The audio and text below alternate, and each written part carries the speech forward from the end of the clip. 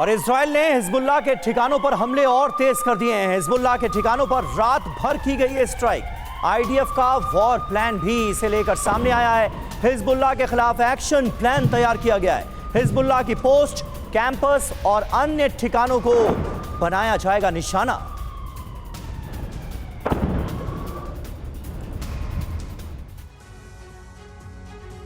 तो Israel versus Hezbollah की यह जंग कैसे आगे बढ़ती हुई नजर आ रही है, आप ये देखिए। गाजा से विध्वंसक युद्ध, आईडीएफ का प्लान क्या है, ये हम आपके सामने रख रहे हैं। हिजबुल्लाह लड़ाकों के परिसर, नसरुल्लाह का हेडक्वार्टर, हिजबुल्लाह की निगरानी पोस्ट, गोला बारूद के गोदाम, हथियार फैक्ट्री और हिजबुल्लाह का पूरा इंफ्रास्ट्रक्चर, बुनियादी ढांचा, ये निशाने पर है।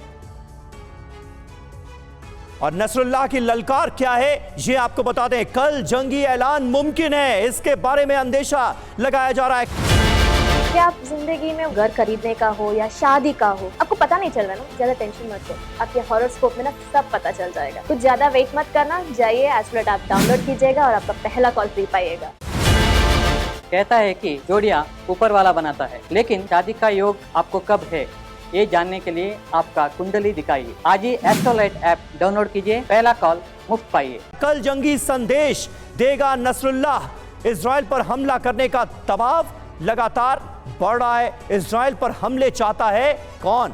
ईरान। और माना यह जा रहा है कि ईरान की तरफ से भी दबाव बढ़ता जा रहा है। बिल्कुल समीर, और ये सब कहने के पीछे अगर हिजबुल्लाह की कोई ताकत है तो उसको भी समझना होगा कि आखिर स्ट्रेंथ क्या है हिजबुल्लाह की।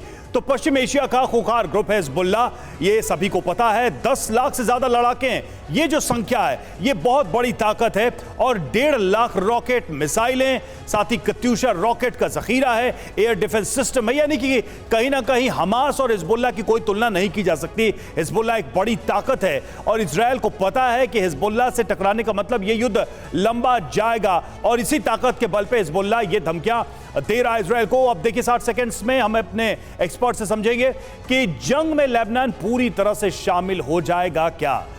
आपको क्या लगता है शरदेंदु सर? एक तरफ हिजबुल्लाह की धमकियां हैं और हिजबुल्लाह अटैक और हमले और युद्ध की बात कर रहा है, उसकी एंट्री के साथ ही क्या मान लिया जाए कि लेबनान की ऑफिशियल एंट्री हो जाएगी?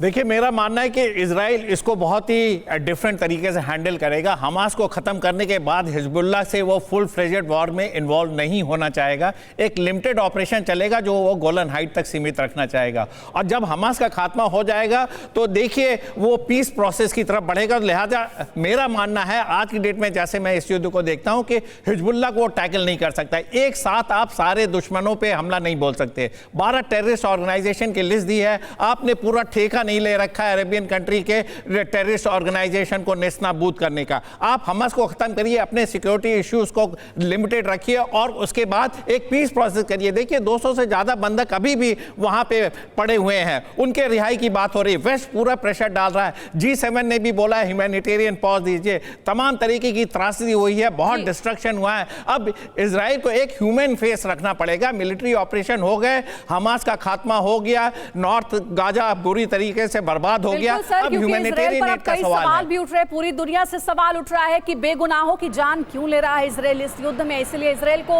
अपने आप को डिफेंड करना ही पड़ेगा।